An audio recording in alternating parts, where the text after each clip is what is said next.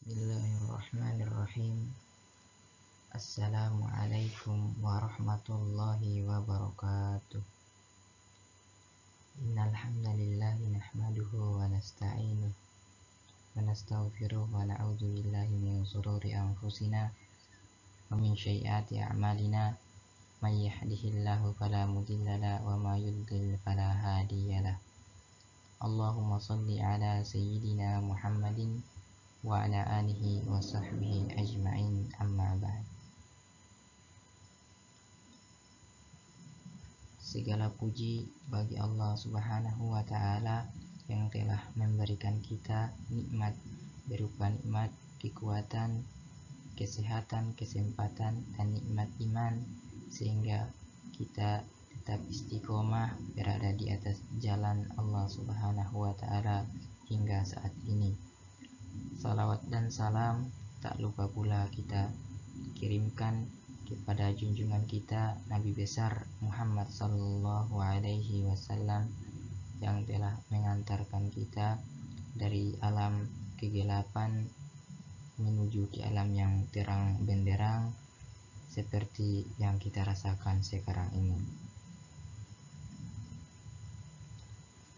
Yang saya hormati Ibu dosen Ibu Widyaningsi MSI selaku dosen mata kuliah Ilmu Alamiah Dasar, Ilmu Budaya Dasar IAD IBD.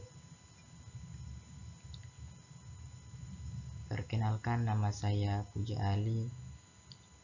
Saya dari program studi Ilmu Al-Quran dan Tafsir Fakultas Usuluddin Adab dan Dakwah Institut Agama Islam Negeri Kendari.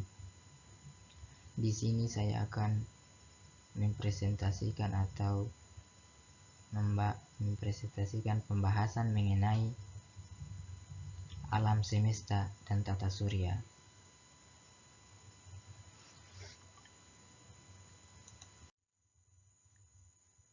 Yang pertama, teori terbentuknya alam semesta. Alam semesta yang kita ketahui sekarang ini awal mulanya berasal dari gas yang berserakan secara teratur di angkasa, kemudian menjadi kabut, menjadi kumpulan kosmos-kosmos. Dalam pengertian alam semesta mencangkup tentang mikrokosmos, yaitu benda-benda yang berukuran kecil seperti atom, sel, elektron, dan benda-benda kecil lainnya. Dan makrokosmos yaitu benda-benda yang berukuran besar seperti bintang, planet, dan matahari.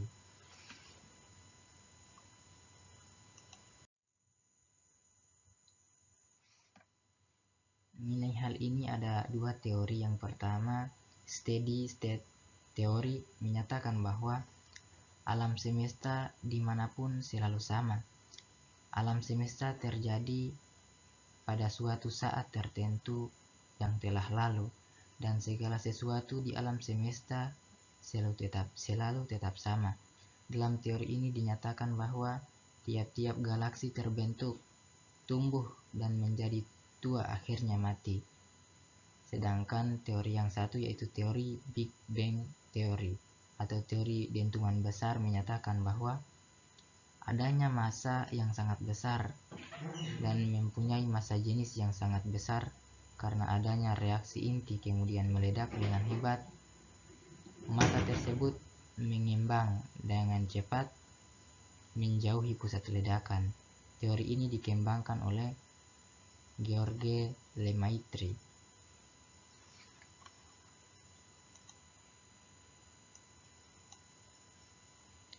Al-Quran Surah Az-Zariyat ayat 47 menjelaskan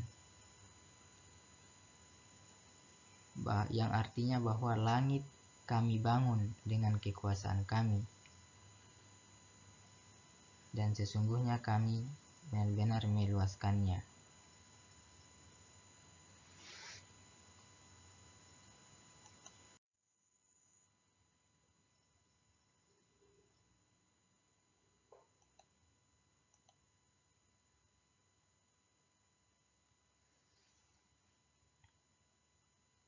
Kemudian kita beralih ke bagian alam semesta dan tata surya.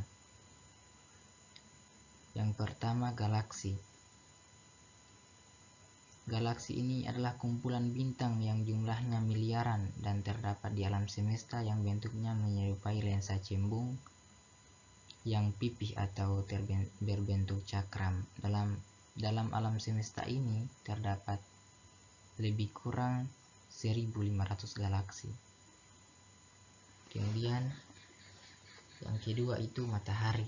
Matahari ini merupakan pusat dari tata surya dan anggota tata surya yang paling besar. Pada pusat matahari suhunya mencapai jutaan derajat Celcius. Kulit matahari suhunya mencapai lebih dari 6.000 derajat Celcius dan memancarkan hampir semua cahaya. Kemudian yang ketiga, planet Merkurius. Planet Merkurius merupakan planet terkecil dan terdekat dengan matahari, mempunyai albedo 0,93 atau 93% cahaya matahari yang datang diserap. Merkurius tidak mempunyai satelit atau bulan dan tidak mempunyai hawa.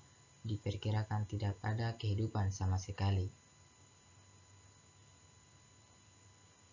Merkurius itu mengelilingi matahari dalam waktu 88 hari.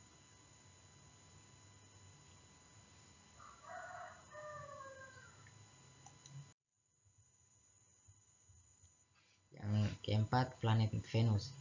Venus ini lebih kecil dari bumi, mempunyai albedo 0,8 atau 20% cahaya matahari yang datang diserap.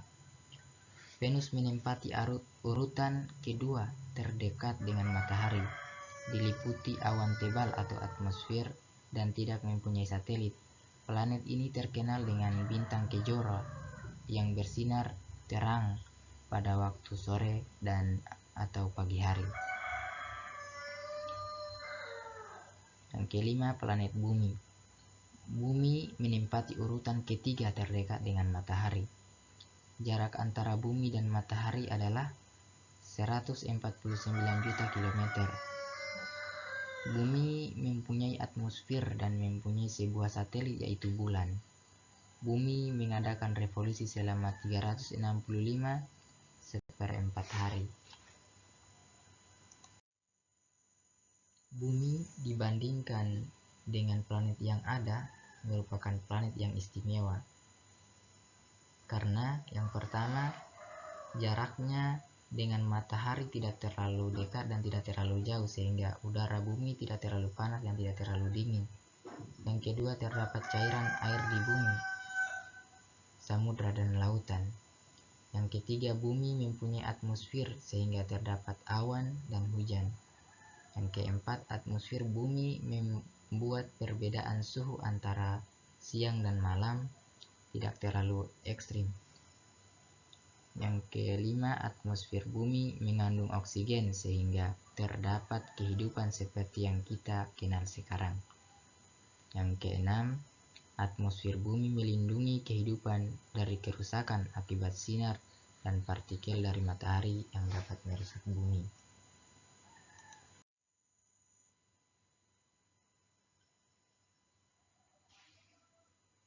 Yang keenam, planet Mars. Planet ini berwarna kemerah-merahan yang diduga tanahnya mengandung banyak besi oksigen. Mars mempunyai 2 satelit atau bulan, yaitu Phobos dan Deimos. Jarak planet Mars dengan matahari ialah 226,48 juta kilometer. Garis tengahnya ini adalah 6.272 kilometer dan revolusinya 1,9 tahun. Rotasinya 24 jam 37 menit. Yang ketujuh, planet Jupiter merupakan planet terbesar. Jupiter mempunyai kurang lebih 14 satelit atau bulan. Planet Jupiter bergaris tengah 138.560 km. Rotasinya cepat yaitu 10 jam Bandingkan dengan bumi yang berotasi 24 jam. Jupiter tampak sebagai bintang yang terang muncul pada tengah malam. Yang ke-8, planet Saturnus. Planet Saturnus ini merupakan planet terbesar kedua setelah Jupiter. Planet ini bergaris tengah 118.400 km. Berrotasi cepat yaitu 10 jam. Planet ini merupakan planet yang mempunyai cincin sabuk raksasa. Saturnus mempunyai 10 satelit dan antaranya yang terbesar disebut Titan. Besarnya itu 2 kali besar bulannya bumi. Dan yang lainnya disebut Phoebe yang bergerak berlawanan arah dengan 9 satelit lainnya, yang menunjukkan bahwa Phoebe ini bukan anak kandungnya.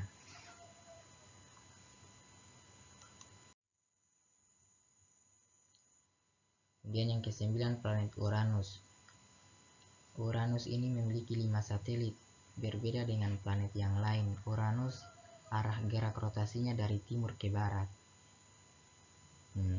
Jarak ke matahari antara planet Uranus dengan matahari itu sekitar 2.860 juta kilometer dan mengelilingi matahari dalam waktu 84 tahun. Rotasinya 10 jam 48 detik, bergaris tengah 50.560 km. Kemudian yang ke-10, planet Neptunus. Neptunus mempunyai 2 satelit. Satu di antaranya disebut Triton. Satelit Triton beredar berlawanan arah dengan gerak rotasi Neptunus. Jarak ke matahari dari planet Neptunus sekitar 4.470 juta kilometer. Dia mengelilingi matahari dalam 165 tahun sekali seputar. Kemudian yang ke-11, planet Pluto. Pluto ini merupakan planet terjauh dari matahari. Planet ini baru diketahui pada tahun 1930. Pluto disebut juga sebagai Trans-Neptunus karena ada dugaan planet ini merupakan bagian satelit Neptunus yang terlepas. Suhu rata-rata pada planet ini 220 derajat Celcius, jaraknya dengan matahari kurang lebih 5.811 juta kilometer. Tidak memiliki, dan ini Pluto tidak memiliki satelit. Yang ke-12, planetoida atau asteroida. Ini merupakan benda langit. Benda langit ini berdiameter kira-kira 900 km. Benda ini mengorbit mengelilingi matahari pada jarak antara Mars dan Jupiter. Benda-benda inilah yang disebut dengan planetoida atau bukan planet, untuk membedakannya dengan planet utama yang telah diterangkan. Yang ke-13, komet atau bintang berekor.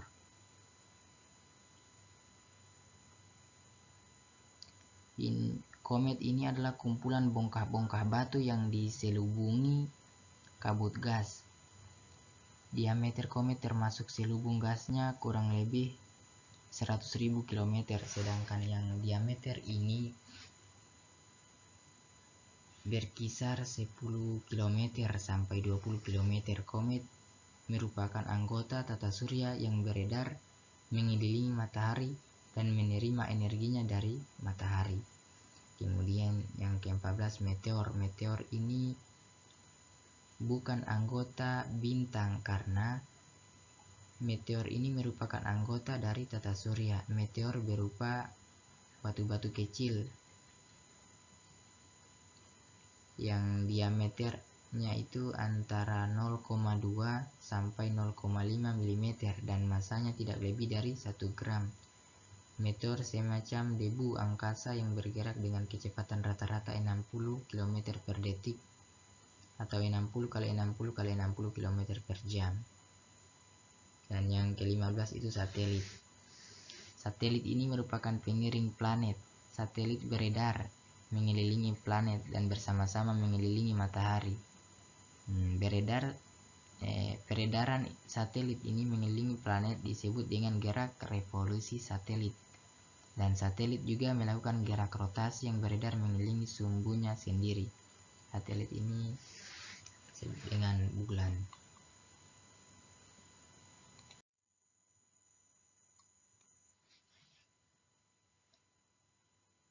Kemudian kami bahas tentang teori evolusi. Teori evolusi ini telah memberikan arti bahwa dunia ini tidak statis tetapi akan selalu berubah.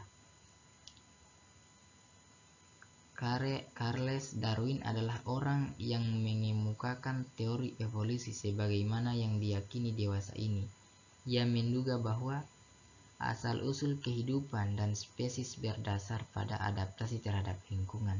Ia menyatakan bahwa spesies makhluk hidup berasal dari nenek moyang yang sama dan menjadi berbeda satu sama lain akibat kondisi alam. Nah, kemudian kita membahas tentang kebohongan mengenai teori evolusi. Sejumlah bukti mengenai kebohongan teori evolusi ini diterangkan sebagai berikut. Yang pertama itu, evolusionis tidak mampu menjelaskan proses pembentukan satu protein pun. Kemudian yang kedua, evolusi hanya sebuah kepercayaan karena tidak pernah ditemukan satupun bentuk peralihan makhluk setengah ikan atau setengah reptil atau makhluk setengah reptil setengah burung. Kemudian yang ketiga, banyak spesies di bumi ini yang mirip satu sama lain. Misalnya jenis-jenis serangga, kucing dengan kuda, namun ini tidak menjadi perhatian serius dibanding kemiripan manusia dengan kera. Kemudian yang keempat, ditemukannya fosil manusia Piltdown, di mana tulang rahang yang mirip kera sedangkan gigi dan tengkoraknya mirip manusia di tahun 1912. Ternyata setelah melalui serangkaian penelitian untuk menguji kemungkinan fosil tersebut, hasilnya adalah bahwa fosil Piltdown itu palsu. Ini dipublikasikan oleh Weiner di tahun 1953. Tengkorak tersebut milik manusia yang berusia 500 tahun. Dan tulang rahangnya itu milik kera. Mungkin hanya ini yang bisa saya sampaikan tentang penjelasan mengenai alam semesta dan tata surya yang benarnya datangnya dari Allah Subhanahu wa Ta'ala, dan apabila ada salahnya itu datangnya dari saya pribadi sendiri. Lebih dan kurangnya mohon dimaafkan. Sekian dari saya dan saya akhiri dengan ucapan billahi taufiq wal hidayah. Wassalamualaikum warahmatullahi wabarakatuh.